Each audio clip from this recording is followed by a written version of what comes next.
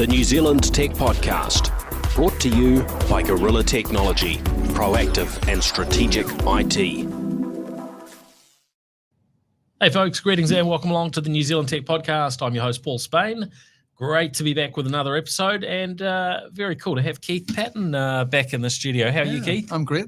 Good to be back. Yeah. I think I've been here a couple of times before, and it's good to be here. For those that are curious where you fit into this big wide world of tech in 2024, maybe just a sort of a quick intro about your startup, your new firm. So I'll give a bit of background about myself. I'm a technologist, sort of minor entrepreneur in the New Zealand tech scene. I built and sold a game called Marker Metro back in the 2010s, and spent a few years after that kind of getting versed in the New Zealand SaaS world, working for various sort of large SaaS companies doing cloud architecture. And Vivara is a new startup of mine, and co-founder Nigel Parker and Manfred Schneider. And essentially what we're doing is building a platform for personalised well-being. So this is an application and a back-end platform to make sense of your health data and help you make changes in a sustainable way using an intelligent agent. Fantastic. We're a few months into that, and it's Great. very exciting. Oh, well, definitely looking forward to delving into that during the show. Cool. Big thank you, of course, to our show partners, 1NZ, Spark, HP, 2 Degrees, and Gorilla Technology. We really appreciate their support, not only of the New Zealand Tech Podcast, but of the broader tech and innovation ecosystems that they get behind here. Well, first up, there's so many things going on, but one area that listeners will know, I do get a bit excited sometimes about some of these new technologies coming through. Starlink was one of those technologies that really fascinated me. Any of the sort of this newer wave of low Earth orbit, satellites, particularly for things like internet connectivity, and now it's coming to connectivity with our smartphones. So we got news through that 1NZ have received the green light to sort of formally test Starlink's satellite to mobile service in New Zealand. Across Aotearoa, they're going to be able to fill a lot of those gaps. Most of the gaps where there isn't mobile coverage, which is a reasonable chunk of the country, realistically, because we've got a small population. We don't have towns and cities absolutely everywhere. So there's a lot of those sort of gaps. Now, most of the time, there hasn't been too much of a problem because there isn't too much, there aren't too much population out in the back blocks of varying of forests and mountainous areas and the like. But I think it's something that we're very curious about and excited about. So to see that 1NZ have got that approval to move forward and to test that, I think is encouraging to see. But one thing that we weren't sure about was just how quickly they would be able to bring this service online, and we still don't have the full picture. But what one of the areas I was curious about was, well, how is all of this going to actually play out in terms of the fact that we were seeing some maybe some regulatory sort of pushback or competitive pushback, should we say, in the US market, where you've got T-Mobile, who have been partnered with SpaceX and Starlink to deliver that initial service, and for it to be then able to spread out around the world with carriers such as 1NZ. But of course, if the US being their big and probably primary market, if that wasn't going ahead, then you could imagine maybe New Zealand would be delayed. But what we've just seen in the last few days, with the big hurricanes that have hit the US and really created emergency situations, unfortunately, people have passed away, due to those. But when there is an emergency of this sort of nature, technology can really come in and help. And so one of the technologies has been a lot of Starlink units getting out there to provide connectivity in varying regions and neighborhoods. So hundreds, if not thousands, of Starlink units. But also the Federal Communications Commission has given approval for Starlink to provide, actually to turn on that satellite to cellular service in those areas that were hit by the hurricane. So they've actually been able to, I believe, turn that service on. And so they talked about there being sort of, probably on people's phones, it would come up as 1 or 2 bars. It would show quite clearly that this was a Starlink service with T-Mobile, so people will be able to see that they're connecting to that. But opening it up so it wasn't just the T-Mobile customers, basically anyone that's kind of stuck, somewhere and impacted by the hurricane, having that connectivity. So an interesting kind of, I guess, positive for testing out the new technology, during difficult situation in the US. Yeah, it's a great engineering feat to be able to. I mean, I kind of see all of the Starlink satellites as like we have different jurisdictions have fiber rollouts, laying things in the ground, and Starlink is essentially our internet connectivity in space. And then you hit these different sort of jurisdiction cellular frequent, but I think the part for customers, this idea in New Zealand that, okay, I think SMS is first, that it just lights that up and a customer doesn't even need to think about it. Of course, you can buy these Starlink units to connect and have your internet connectivity in general, but this idea that a customer can just be uplifted via the bridge between a cellular provider and the Starlink backbone, like a chorus, a provider of the infrastructure, is just really, really powerful. As well as having that direct connectivity. So you have this sort of global capability to provide internet services, combined with the costs seem to be dropping as a result of the deployments getting more efficient so they can pass that on. There's obviously going to be some competitive tension between trying to crystal ball gaze as to who swallows who, or whether it's a sort of keep the cellular providers bridging with Starlink and that, there's going to be the sort of Commerce Commission type competitive aspects to how it plays out in the future. But it's unignorable as a means with which, more rural areas, poorer people, and disasters. There's some tension and sort of where you get, I think we had issues in Ukraine, where you get conflicts and things like that as to what exactly the role is of a private infrastructure provider. So there's a lot of power in Starlink as a global infrastructure provider for internet connectivity.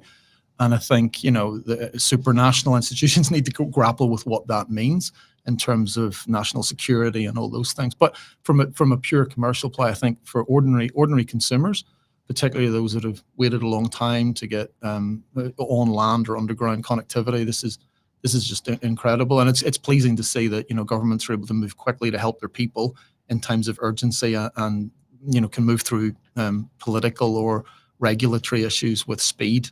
To help people.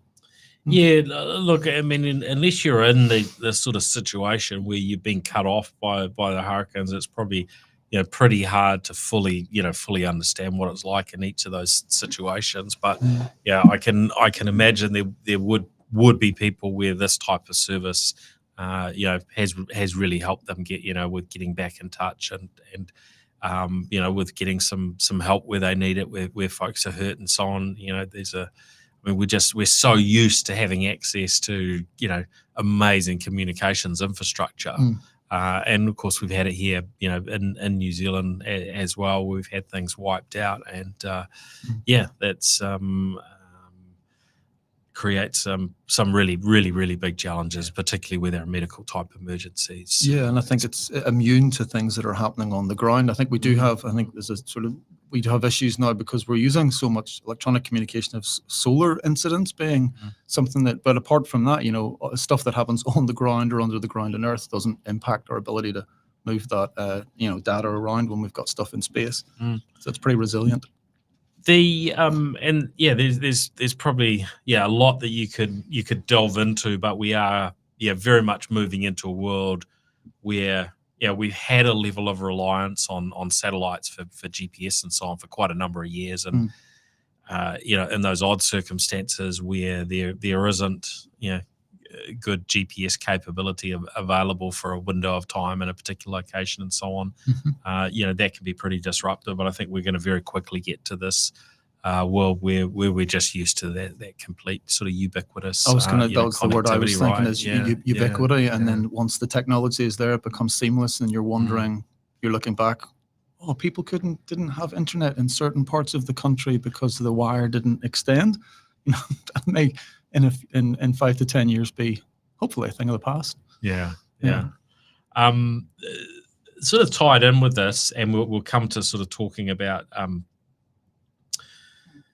the launch and so on from SpaceX with Starship during the show, but one of the tweets and bits of information that was shared online that just does sort of dovetail into this is that once they're able to launch the next generation of or iteration of Starlink satellites using Starship, so once Starship is actually in sort of full operation, what we're hearing is that gigabit connectivity will be possible. So really anywhere on the planet, you'd be able to get that sort of gigabit throughput. Now, I think there are some circumstances today where service providers can pay like megabucks to Starlink to get, and they need very expensive ground infrastructure and so on to do it. And I guess this aligns with the sort of infrastructure that links Starlink back, to different ground locations like New Zealand. We have those local satellite stations that that really aggregate all the comms, up and down. But individual providers can pay for, say, a 10 gigabit connection. If you've got, and I can't remember the figure off the top of my head, I seem to remember $75,000 US. Was it per gigabit maybe? So it wasn't, per month sort of thing. So it was. Yeah, we can do it, but it's going to cost you. Yeah, some very, very serious numbers. So, putting that sort of context that a service provider might pay, so ultimately millions and millions of dollars to get, say, that or even 75,000 for a 1 gigabit, right? Okay. Do you remember how expensive ISDN used to be, and was the T1 links in London? I remember. All those old internet links, right? Slightly thicker wire, and a fraction of the performance of anything that we're used to today. In fact, you just wouldn't be able to cope with one of those connections if you were, just trying to watch Netflix or something, right? But then the possibilities seemed endless, pre-video. So 1 gigabit apparently coming. That's part of the future with the future iterations. So I think latency dropping as well is quite. I don't know if we're at the stage, from planes where it's I can't remember the figures, but that was coming down as well. So you got a limitation on speed of light, but they're managing to drop the latency. I'm not sure if Elon can play Diablo 4 on Starlink just yet, but that's an important factor too. Well, I think the newer iterations will come maybe even closer to Earth and bring down that the latency, which for things like gaming and so on makes it's not a big deal for most people, but it starts to more helpful. And obviously there's an aspect where it wasn't very long ago where a satellite internet connection and trying to do, voice and video communications that just didn't stack up because the delays were so big, or it was a pretty poor experience. Whereas now it's it's coming to those sort of levels where it's just another way of connecting to the internet. You don't think too much of it. So, Yeah, it's been impressive how quickly they've managed to increase the speed and drop the latency. Now I saw news there, RNZ sort of reporting on government's identity check facial recognition apparently being sort of cleared of any racial bias. And we've seen these reports in the past that those with fairer skin, easier for the technology and the AI to distinguish features and so on, and those with darker skin, there being a higher risk that they would be recognized as someone who they're not. But apparently the technology that has I guess had some sort of a rubber stamp, because it's been used across 70,000 people already by across the last year by the Ministry of Social Development, has got that sort of stamp to say this is good. And this was the report in RNZ, Tim Waldron, who leads the project at the Internal Affairs Department, said this is a service we want to have wide-scale adoption. I actually went to high school with Tim, but he's now based in Wellington. So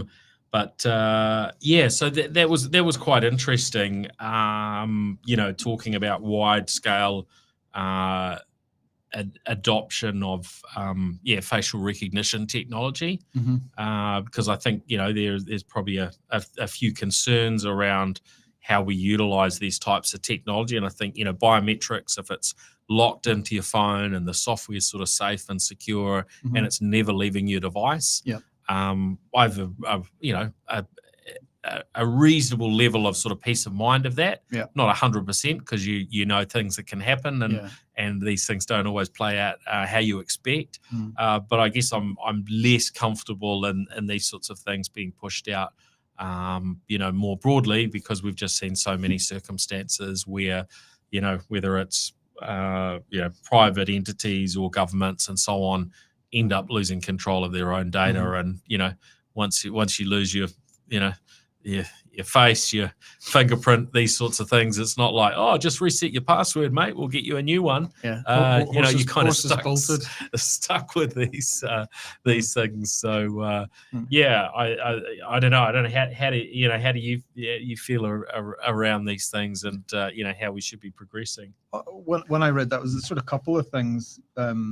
One, that it's great because maybe 1, 2, 3 years we talked a lot about bias in AI, and it's a really good example, I think, of where individual countries with different demographics need to apply a strategy to rid the AI of bias as much as possible for these things. I understand this is within MSD, but I think at a national level we need to be cognizant of this across the board when we're doing anything in New Zealand with AI that's to do with recognition or identification. So I think it's great. I think it was 150 people, and it's really pleasing to see that that's passed, so that we've managed to at least solve that challenge with this. I understand the technology that's being used is it called live checking? So presumably some form of moving the head around and blinking and changing the head, which is a safeguard. But I don't have any evidential concerns, other than it seems to be like a sort of my prior would be that the speed with which artificial intelligence is moving, and you see some abilities for single images, portraits, famous pictures to be turned into short videos with heads turning and interpolate. It's actually working out. That's getting so good that I worry about the ability of even a liveness check to be able to keep up ahead of attempts too. So it's a cat and mouse. It is, so that would be my concern, would be the ability for it to be hacked. But presumably, those working with the technology are confident. But I don't think it's like you've done it and it's done. It's one of those things that it's a constant, like any sort of cybersecurity effort. It's a constant and quite new battle against perhaps quite novel attempts to circumvent this technology, and might require more resource and more focus on that at a national level. But it's pretty cool otherwise. Apart from the risks. Well, and look, these things, it's always a balancing act, because I talk about this often. We want to get that maximum leverage and uplift that we can from the technology, but we want to minimize the risks. And I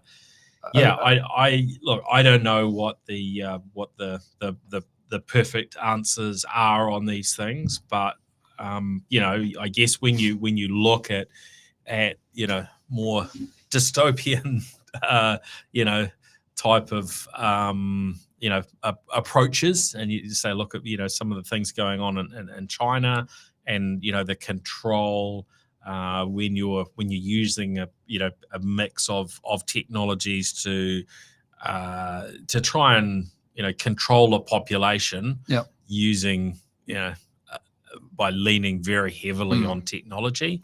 There's some concerns about that, and I guess there's been a few folks that have contributed to that concern by making content like Black Mirror and so on to kind of stir us up a little bit. But there probably is some there's some reality that there are some risks, right? It's not like it's zero risk, and I don't know how you kind of draw those lines necessarily on some of these things and say, no, let's go for it. It's going to have a much bigger positive impact than a negative impact, right? Yeah, I mean, I have some sympathy with a friend who's over in Nashville. He's in the States at the moment, and we both have the World Coin, the Sam Altman. You keep redeeming these, currencies, and I've got these coins, but there's like orbs. So the kind of Star Trek-y thing is that in order to identify as a human, you have to, stare into an orb, and there's someone who has an orb. So he and his wife managed to get themselves verified as human, by looking at this orb, which unlocked some more grant. And this is like Altman WorldCoin. It's like we need to be able to say that we're human. I don't know whether WorldCoin itself, but I think with all media and our own identification, there's going to need to be some foolproof way of doing this as a baseline for anti-fraud and identification. Quite where they're staring into an orb is like some of the more early adopters amongst are quite happy to do that. But there's also, we have banks in New Zealand that are accepting voice as a way to authenticate to gain access to spend money on your accounts. Hello. This just really surprises me that someone hasn't just gone in and gone, just turn it off. It would be safer to turn it off rather than keep it running. Those services still exist. I agree on that one. And I just think things like that are in banks don't move particularly quickly, granted, but to have those things in production right now in 2024 in October, I think that's quite scary. I think so. If, turn off voice authentication. For now. Good call. The interesting thing in terms of those that have used this already. 70,000 people with the Ministry of Social Development. So you can imagine, if this was something that's making it easier for you to, get your, health benefit, unemployment benefit, etc. And you're under some sort of, pressure because, hey, I need to be able to eat. I don't know whether that's the sort of the right place to test these technologies. It's probably an easy way to get access to a large number of people. And we've talked about supermarkets that are using some of this technology and so on, and in those cases where they're not kind of keeping, I guess they're only keeping data on those that have maybe caused a crime or some sort of harm within a store. And then if they take your photo as you walk into a store or around a store, they're dumping that data, pretty swiftly. So that brings down, the risk levels of what happens with the data. But they are still doing it. And again, that's where how do you make those judgments on what's appropriate? And if we end up with all supermarkets doing it, then suddenly you don't have a choice, right? Because it's every supermarket has this sort of technology, and of course there is a positive in it for those that work in those supermarkets and for bringing down crime when people that commit those things get blocked from going into the supermarket. That starts making life inconvenient for those bad actors. I mean, one of the ways to deal with like sort of invasive technology, you mentioned sort of China or social, is to have a degree of openness and transparency about of why you're doing it, how you do. You don't need to show the code necessarily, but for people to understand from the public sector why it's being done and how, so that they can unpack it simply, is really important. As opposed to the more secrecy there is, not necessarily the code level, but like the mechanisms and how the data is being used. I think that sort of social contract between people. I think people will be okay to do this with health or with their identity as long as they understand how it's being used. and that there are promises back. And unfortunately, we live in a country where most of the time the social contract is upheld, and we can see that. So accountability, transparency is key, rather than just give us your face and trust us. And I think at this stage, I mean, the things I hear back are that the general feeling in China is most people are actually, they're all for the facial recognition and so on, and it's part of what has helped keep their society, quite safe, at this point in time. I think you have to look at it through the lens of, well, actually, those who are impacted by this technology, can be largely happy with it. But I don't know what the percentage is who feel who don't feel good about it, because I guess it's you don't want to be leaving people kind of out in the cold and disadvantaged. So yeah. Now onto other topics. There was a well publicized event on Friday where Tesla and Elon Musk unveiled kind of the next look forward on where Tesla are going. The Robotaxi, and I'm not sure about this, whether you're going to laugh at me. The Robovan, Robovan, I think in sounds like a type of shampoo or something. Like Robovan, Robovan.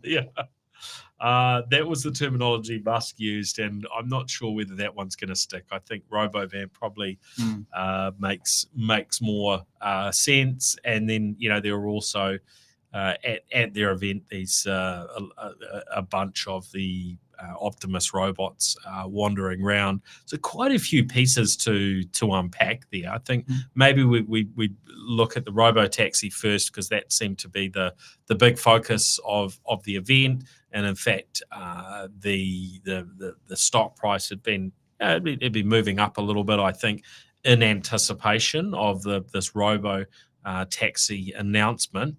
The results were maybe not liked as much as some, or weren't as good as what some expected, because the share price has kind of come back a little bit since. But the big things that sort of stood out to me, talking about a production in 2026. So hedging bets a little bit of time for Tesla to work out whether the technology's right. We also have the reality that Musk will often give dates, and that's no guarantee that those dates actually mean much or anything at all. Although there's probably increasing pressure coming on him to be more accurate as time goes on, because the more you put out, dates that are overly ambitious, the less and less people trust what you say. He was talking about a running cost, and this is sort of US dollars and US measurements, 20 to 40 cents per mile, which, I guess, what could that be? 30 to 50 or 45 cents sort of per kilometer in terms of a kind of a running cost. An ability for people to actually buy these robo-taxis for around 30,000 US, which, by the time you added in a bit of tax and so on, might be 50, or so K New Zealand. And they'd have a new chip in them, this hardware 5 chip. Now, our vehicles today, and you're driving, is it a model? 2017 Model S. Okay, yeah. And that's got the hardware. The FSD winter. Has that had the upgrade? I had an upgrade a couple of years ago, and then I went in to get a service, and they replaced all the cameras for free. Oh, okay. And so cool. I got all of the HD camera upgrades. Obviously, they haven't installed new cameras. The modern cars have the inside looking at you for eye detection. Fortunately, I don't have any of that niggling. One. Yeah. So I can put an orange on the steering wheel and just fall asleep. No, I'm only joking. But that's been kind of good that the hardware have received those updates. Which is completely unique amongst automakers, right? There's virtually no other automaker that lets you do much in terms of upgrading the technology in your car. A little bit of software upgrades, but not to that sort of extent. So that's a 7-year-old, vehicle. Mine's 5. The Model 3 I drive is 5 years old. Have you had that long? I remember you getting it. Wow. So it's we've got these vehicles. The technology does keep getting better, but this was one of the areas of contention. So I think ours would be hardware 3. The newest vehicles are starting to come through with hardware 4 into the New Zealand market. I would pick at the moment. I haven't actually so closely followed that recently, but I think even the Model Y we got late last year is a hardware 3 out of China. They're talking about this hardware 5 and the newer ones, but existing ones being able to act as robotaxis. So vehicles like ours, if we want to get a bit of a return on them, and in theory, you could put them on the network and rent them out, and they can drive around like basically driverless Ubers. But one of the questions that came from the audience that then Musk kind of didn't give a straight answer to was whether those existing vehicles with the hardware 3 are actually going to be able to be part of these robotaxi fleets. You heard that comment? I did. I tweeted after that. It was just that when he said that, let's not get nuanced. The joke. I think he knew. He wasn't poo-pooing, and I was just mindful of the fact that not everyone will be as patient with the delivery of something that was promised, well, in my case, nearly 8 years ago. Yeah. But when I got it, I actually didn't think anything that was being said about autonomy coming in 2016, in my head, I had 10 years. So I said, if I can get this by, what is it, 2 years now? Yeah. I'll be pretty happy. It would be pretty stink if I had to wait longer than 10 years. But the core of this is that autonomy isn't solved. Autonomy has been promised multiple times, which is fine. That's what Elon does. It's been rewritten several times, and we've had several. I think that the gains that they've had through the implementation of putting generative AI in and removing all the command and control code, just explicitly telling the vehicle what to do. But I think there's something missing. I think that a lot of the AI, the critiques of the sort of straw man where it's like the new generative AI doesn't do certain things. There is, let's say, like call it neurosymbolic logic or models or a world model that can't emerge from the language processing. So I think that there's possibly something missing with the usage of generative AI or LLMs in general, and that the scaling of that, the big societal shift we've got is whether they promise to scale that, whether you will get complete reasoning, understanding, and the ability, and that implies to processing vision as well.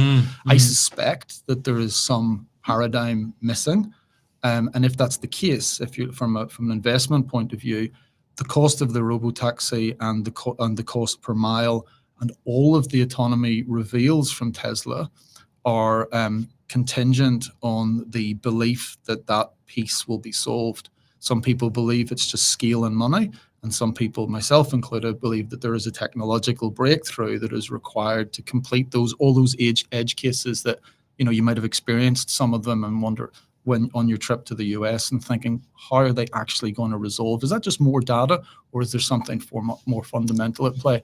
Yeah, and Musk's choice here to not do the straightforward, let's call it Tim Cook thing, and I just say that as like a more conservative approach versus a Steve Jobs approach, which is deliver the compact car. People want a 20K vehicle, get another Model Y hit, and do this at the same time. And I think there's been some sort of internal, similar to Musk putting his foot down with, ironically, the SpaceX, how it came down and was held by these little chopsticks. That was him pushing that, and the entire engineering team were just like, you're crazy. So, that doesn't mean that because it worked for SpaceX, it'll work for autonomy. But I think people were a little bit jaded by previous pronouncements and a very hostile media environment for someone who is getting very involved through the X purchase on his own political mission. I love that he's just tweeting about rockets again, frankly. So I'm not sure. I think, but the upside, if the autonomy gets solved, all these things will happen. I think, so on the Robotaxi and the Robovan, it's all contingent on the ability to fulfill the promise of autonomy. So those dates, 26, I don't see that in production, real cars, real people in 1-2 years. I'm end of the decade, so I kind of thinking slightly beyond. I think it will happen. But now I saw something else there. I'm not sure if you saw the same thing, in that the Robotaxi, as it's being called, it was autonomously driving around the was it Universal Studios or Warner Brothers? Warner Brothers, that's right. Lot and so on, or autonomously, and it seemed quite impressive. They've got all this bits and pieces of software. Were the cars autonomous? There was some rumors. I'm not going to. Remotely, they might have been remotely driven. Remotely as well as the humanoid robots. I guess need a fact check. But I guess that's possible.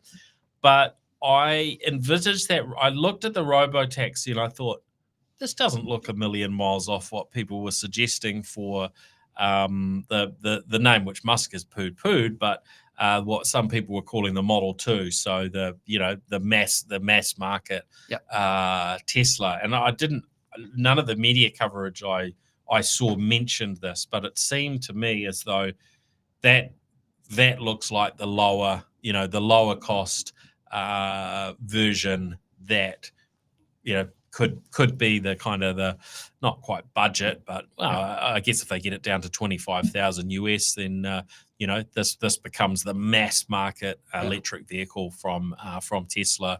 That is the next step on from say the Model 3 and the Model Y. They were talking about a smaller range. I can imagine actually that that would work as well with a lower cost vehicle for the mass market. You basically just have to put the steering wheel back, but the vehicle didn't look a million miles off, right? Nope. I mean, I think I'm not sure whether that's this sort of tension within Tesla, whether the doubling down on autonomy in the Robotaxi, but whether or not there will be an option at additional cost to add the accelerator and the pedals and the steering wheel for those who feel more comfortable. So it'd be interesting to see how they go about launching it. I think they've kept their options open, but it's really a double downing on autonomy with the potential to go back to the Robotaxi, either calling it that with the steering wheel or calling it something else, or doing both. I mean, I always thought they'd just do both. They're big enough to walk and chew gum at the same time. You have two options. Although it was just 2 seats, so there's but that'd be reasonably well, the Roadster's 2 seats as well, but we didn't hear much about that yesterday. That's 7 years. True. But you're right. A small compact car like Nissan Leaf, you can get a few people. So look, really interesting. The Robovan, or Robovan, as Musk likes to say. I don't know whether he was just absolutely having a laugh with that one. Hope so. That was kind of odd. The layout that they showed, if you watch the video, 14 people, but they were saying could potentially take up to 20 people or goods. We didn't see a lot on that, but just interesting to see Tesla experimenting with some broader designs, but more than just a drawing or a 3D render of it. The fact that they had this thing and some people seemed to pull up and get dropped off in it was interesting. The other things that sort of jumped out, the Optimus robots that were being shown off. I think that probably caused a bit of a stir online, because hold on, these things look really, really good. Actually, they look too good. And then there was admission from might have been Robert Scoble, who was asking like, "Oh, are you being controlled by a person, or you know, all AI and so on. And it's like, oh yeah, I'm getting some help here, or what have you. So but even that was interesting, that they've got all the technology pieces together, and they were able to kind of give this demo, even if realistically there were people doing just about everything that were kind of was done by the robots. Musk again sort of talking a somewhat accessible price for this type of technology in the future of $20,000 to $30,000 longer term. We talked about 2026 being the supposed production date for Robotaxi. Now, an interesting kind of little gate there, because Musk was talking about autonomous rideshare and your existing Teslas turning into Robotaxis as being 2025.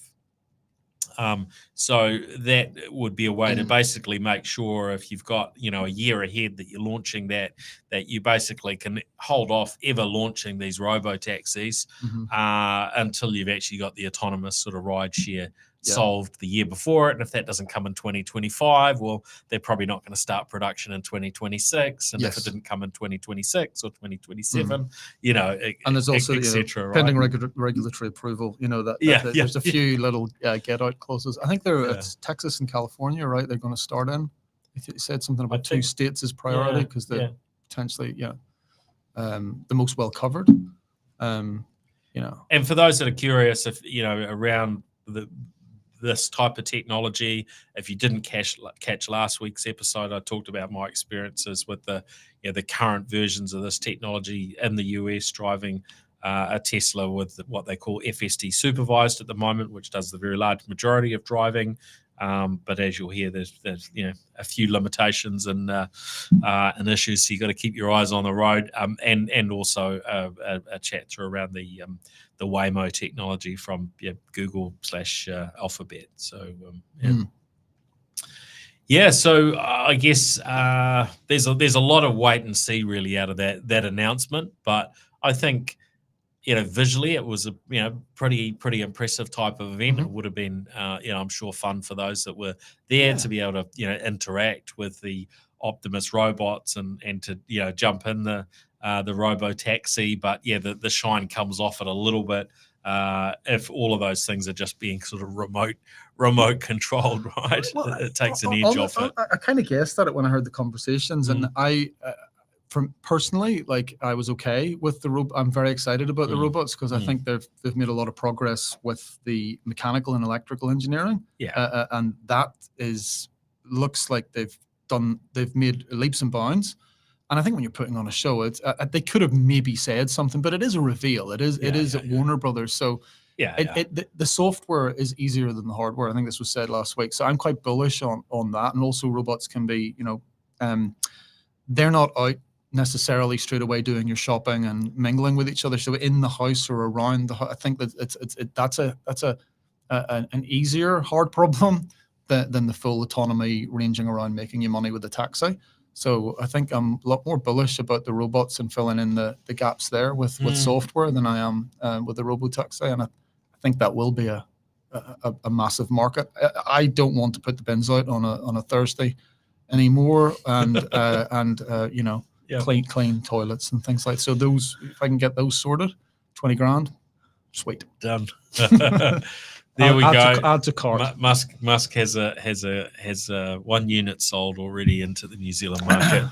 I'm guessing your first round is probably going to be more in the 150K range. So you might have to think about it more seriously. Need to do the gardening as well.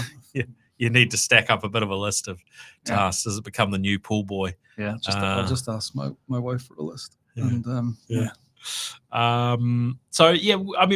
when I look at that whole area, I am curious around your point to, what are the gaps in terms of the technology, and how can they be solved, and how long does this take? There's a part of me that does wonder whether, based on experiences, and I saw there's actually a list online where people are feeding in their data of where they found Tesla's, full self-drive supervised to fail, where they have to interrupt and take over driving. And it was maybe, I don't know, 15, 20 items. Yep. And so, I'm somewhat curious. Well, would for those items, would you put some sort of manual element in the code, or would it slow it down too much to be able to sort of say, hey, when you see a sign that says one way, you cannot drive the other way, or when somebody is turning left and the arrow that points left is red, you don't drive that way. And these are some of the unknowns, and whether you've got to go a bit further on in terms of the generations of the hardware to have the performance, or exactly how that all fits together. I think the prevailing theory without that add-on of some new paradigm is that you just need some more data in the regions. You cover it with data, and you don't put control code in, if then do this, as much as possible, and allow the vision-only system to do that. And if you're going down that road, then you just need more jurisdictions, more data. The edge cases, okay, let's get more data of that because that's not covered. And again, I don't know, but it feels like that's whack-a-mole, and I'm not sure you'll get to level 5 like that. So part of me thinks that there's going to be need, not necessarily if then do this code, but some sort of recourse to a model. My son's 18, he's just passed his test. He can drive anywhere in the world now. He doesn't need the data from China or France. So there's something in that. One, there's something elegant about the biological neural network, the brain. But it's not bad at times, is it? Even if we could get, even if we could get some of the efficiencies and elegance of our mind into the system, the idea that I'm not sure we can solve it with more data. And if we had to go back to if then that's where Tesla were 5 years ago. And that would be an admission of the incompleteness of the generative or vision only approach through pure kind of LLM style processing. Yeah. I mean, I guess, my wondering was if there was some sort of a hybrid, between where they were and where they are now. So they're mostly leaning in on this, training model. But we'll see how that plays out. A couple of other things before we sort of dive into here a little bit about Vivara. Chinese scientists apparently using quantum computers to now hack encryption. I guess this has always sort of been one of the things we warned about. Hey, quantum computing's coming, and look, your current encryption mechanisms that we rely on for all sorts of things, whether it's our banking or cryptocurrencies and so on, is potentially at risk. So it was just interesting to see that headline. Often these headlines, when you delve a little bit deeper, it's not exactly the highest grades of encryption and so on that they're hacking at this point in time. But it is, I guess, a reminder that quantum computing technology, like every other technology area, is getting ongoing investment and is improving and getting better. We may need to make some changes on the encryption side. When we were chatting before the show, you were talking around that there's some technology that's coming through that's designed to be kind of quantum proof. Well, I mean, often with these things, I always, that you look at the media article and then it's quite easy to get caught up in some like moral panic about the technology being dark or light. Star Wars sort of morality kicks in. So my initial thing was like, what are we doing about this? What's the response? So I saw, there's NIST, North American Institute for Standards and Technology, has like a can't remember, post-quantum.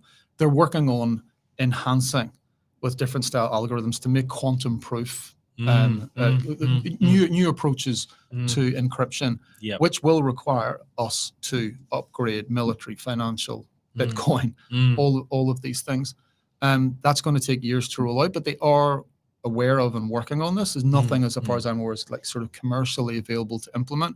Fortunately, that article and the conditions to establish a quantum computer and the environment is very fragile. So it's a wake-up call, but it had to be performed in laboratory conditions. But it is a theoretical proof that our current in-flight production algorithms are at threat theoretically in the future. So the thing, again, like the facial recognition, the thing that doesn't worry me, but the balance is how quickly can AI, that, you know, black hat or people who are, you know, wanting to do something not, you know, nefarious, how quickly can AI plus this, I mean, quantum computing, not everybody has access to a quantum computer, costs are high, environment is fragile, but how quickly, as we're seeing in other areas of artificial, how quickly can that transcend? Because we have we have a limitation on how quickly the world can roll out improvements and the priorities. So that is going to be interesting to see how quickly that catches up. But for now, it's more of a early wake-up call, and I was pleased to see we actually do have US government working on trying to establish some standards around this. I did find some things saying NIST have now released this in the recent weeks, their first 3 post-quantum encryption standards. So they're saying, hey, we can actually tick that box now. We just need to go and upgrade our servers. Yeah, well, now they're saying they're encouraging the commentary and what was up on their website is NIST is encouraging computer system administrators to begin transitioning to the new standards as soon as possible. I mean, I would tend to think, you know, we're going to rely on these you know, new encryption standards being built into cloud providers, the technologies that we use, whether it's open source software or you know whatever is provided by cloud. And the thing is that Amazon providers. and Microsoft are very you know, Amazon, I was at the AWS, you know, they're working on quantum computing as well. So you know, you'd imagine the security elements will be feeding through from their research on that into the things that we use within cloud. So to make it as easy as possible. Now there was the Starship launch also over the weekend. So you know, SpaceX you know, did this what is it, number 5 launch of the Starship, and you know, when you look at the Starship sitting on top of the super heavy booster, I mean, you're looking at something that's like a skyscraper, right? It was incredible to see, and to see this thing actually even just, you know, be able to get off the ground is phenomenal. I guess the biggest you know, rocket ever built by a long shot, and so just absolutely fascinating to see that. But really, the excitement came with the chopsticks. Tell us why this has kind of really caught your attention. You know, I know some people who just follow everything that SpaceX. I mean, I'm kind of one of these fair weather space. I mean, I love it, and so I came across. I just watched it, open mouthed, and sort of that feeling of CGI, and is this really? But also really proud, like just proud. I don't know. I felt like tweeting thank you to SpaceX.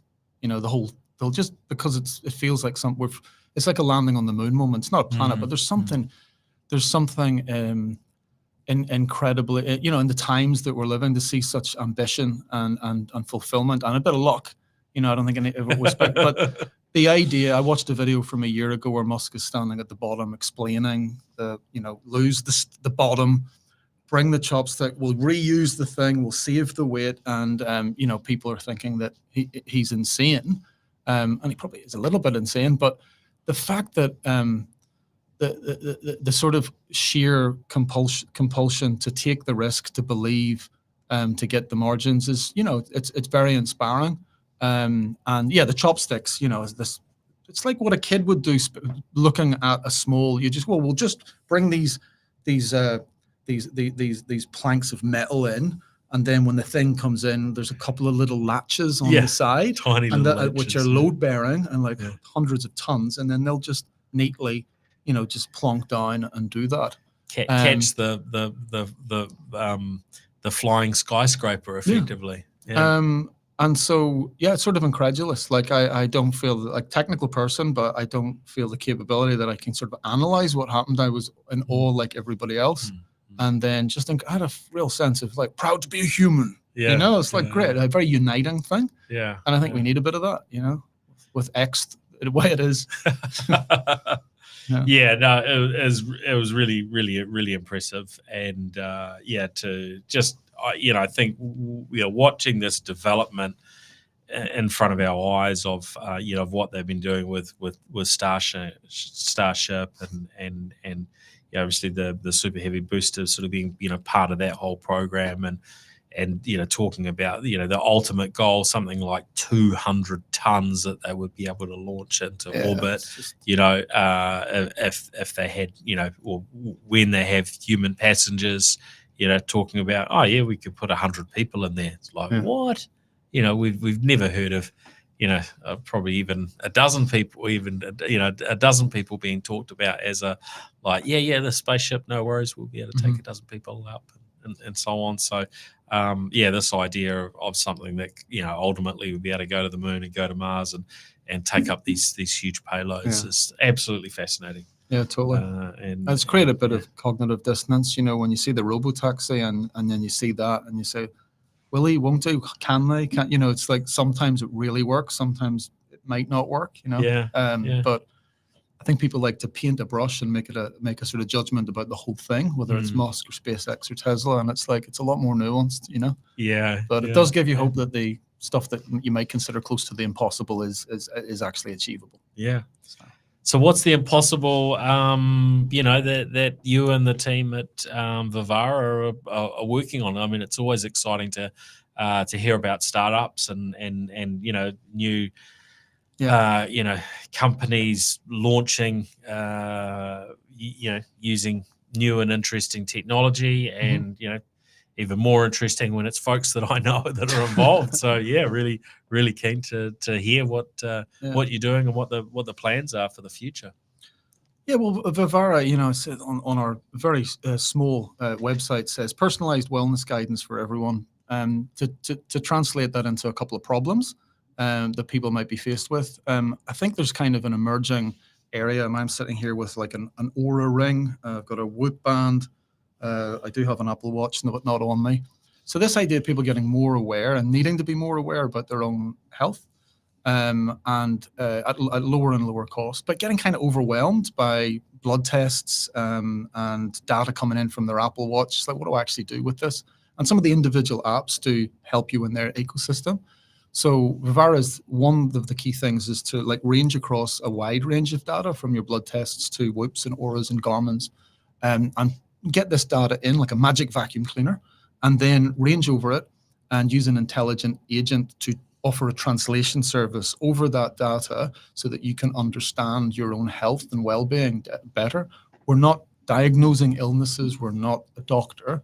We want to use the data to inform a person more about their well-being.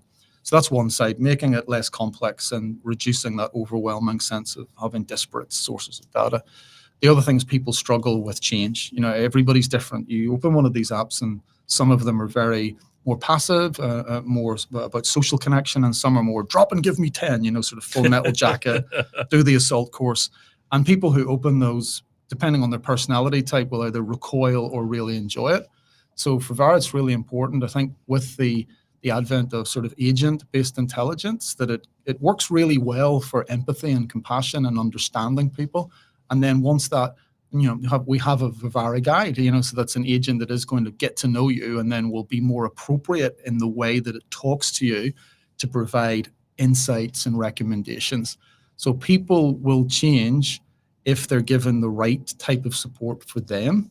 I like graphs and numbers and the drop and give me 10. Other people want social connection and conversation and passive reflection. And so working around who the person is helps us to be able to make people create sustainable change for them in incremental ways. And, I've started the company with co-founder Nigel, ex-Microsoft guy, and Manfred Schneider, our investor buddy. And we've all got personal stories that link into this, so it's when Vivara is kind of transforming at least my approach to, I've always been in the gym, and my father died in 2022 and I put on a bunch of weight, and I was just like, I don't need to get back to the gym and lift some weights. So when I started at Vivara, I was realizing that there was multiple things, sleep, activity, mental health, all these things. And I'd always taken the approach of, okay, I'm going to eat less. I'm going to try and move more, not necessarily both at the same time. And I wouldn't really think about my sleep. I wouldn't really think about stress so much. I need to work hard to get money. And then with Vivara, when we were bringing this data together, I realized if I just pull do something small in each of the levers, fix a little bit of sleep, get off Twitter before bed, stop eating the cookies in the evening, sleep's better, productivity's a bit up, and then I was better at the gym, and I was losing weight more easily. So for me, it was an awareness that there's what levers you've got to change yourself. There's more of them than you think, and you don't necessarily need to do 12-week transformations or 12-day detoxes, these sort of rapid must change. Like sustainable change is hard. So the way to approach it is like small steps till they become like brushing your teeth. I'm not going to brush my teeth today. It's too inconvenient. It's just something that you do.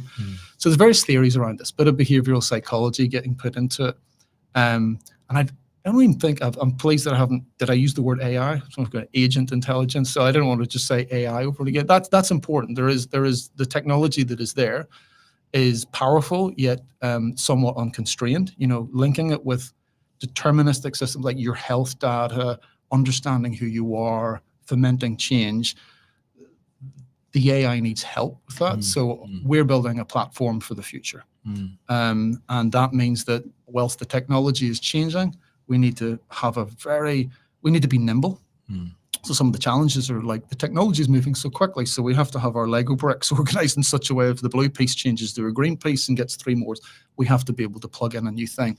So that's a challenge, but it's also really good for the architecture of the platform because you're never assuming that something will be there for 2 years. Well, some things, but most things you're trying to think about how they'll change. I think it's really healthy. But on the flip side, integrating the technology with our own well-being. Got a gym across the road in Ponsonby. Integrating the measurements, educating our trainers and other people. It's been a very inspiring and healthy journey for me, as well as doing work in a startup. So that's been quite transformative.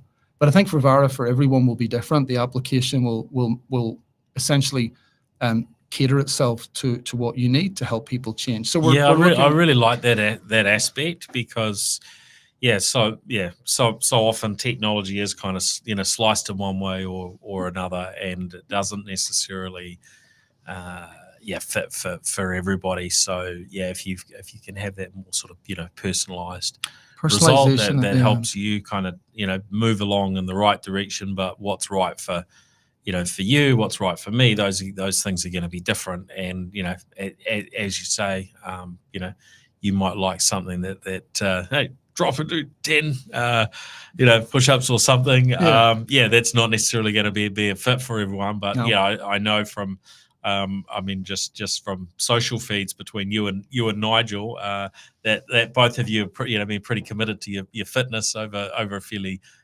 long period, right? Which is actually a problem, because Nigel and I are unfortunately not representative of the wider community. We're kind of more we'll confront things, we will be a bit more driven, and that's not. So we have to be mindful when we're working with our customer research and journey planning that.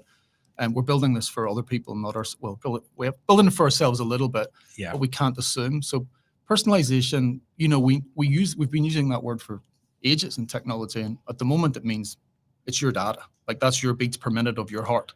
But for me, personalization in an age of, let's call it agent type intelligent, means that the relationship you have with the agent in the application is personalized to you from an empathy, compassion, understanding level, as well as the data itself. And I think personalization, that is going to transform the experience that you have with an application. And we're seeing some of these things emerge with, you have chatbots, right? And if you look at Claude or these canvases that are being created to allow smaller sprinklings of AI or agentic intelligence, user experiences are changing. They're becoming more dynamic. And that's very, very exciting to me. I have a background in user experience, so that side of it is as interesting and exciting as the laden with opportunity as the sort of the platform or the AI model elements. So the user experience side is key, because you see a lot of apps will talk to the AI, and then you get a little chatbot on the side, and that's kind of everyone's experimenting with it. But when you get a chance to design it from scratch, the experience. it's invigorating because you can get the agent integration just right. Yeah.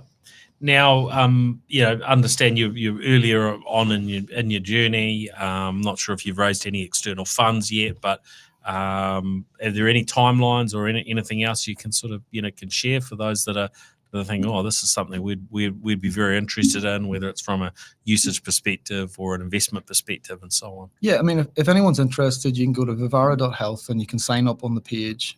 We're going to be calling it MVP or a private beta release.